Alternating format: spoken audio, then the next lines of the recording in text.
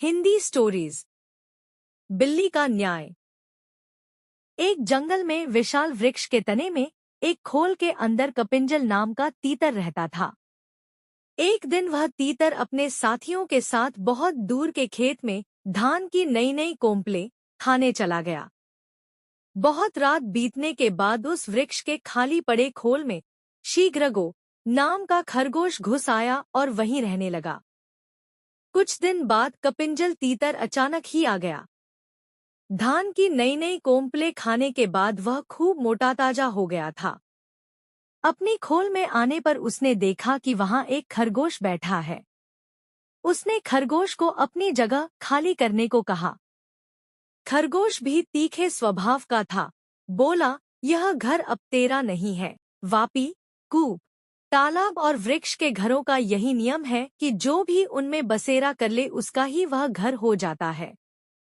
घर का स्वामित्व केवल मनुष्यों के लिए होता है। पक्षियों के लिए गृह स्वामित्व का कोई विधान नहीं है। झगड़ा बढ़ता गया। अंत में करपिजल ने किसी भी तीसरे पंच से इसका निर्णय करने की बात कही। उनकी लड़ाई और समझौते की बातचीत को एक जंगली बिल्ली सुन रही थी। उसने सोचा, मैं ही पंच बन जाऊं तो कितना अच्छा है। दोनों को मारकर खाने का अवसर मिल जाएगा। यह सोच हाथ में माला लेकर सूर्य की ओर मुख करके नदी के किनारे कुशासन बिछाकर वह आंखें मूंद बैठ गई और धर्म का उपदेश करने लगी। उसके धर्मोपदेश को सुनकर खरगोश ने कहा, यह देखो, कोई तपस्वी बैठा है, इसी को पंच बनाकर पूछ ले। तीतर बिल्ली को देखकर डर गया। दूर से बोला, मुनिवर, तुम हमारे झगड़े का निपटारा कर दो। जिसका पक्ष धर्म विरुद्ध होगा उसे तुम खा लेना। यह सुन बिल्ली ने आंख खोली और कहा, राम राम।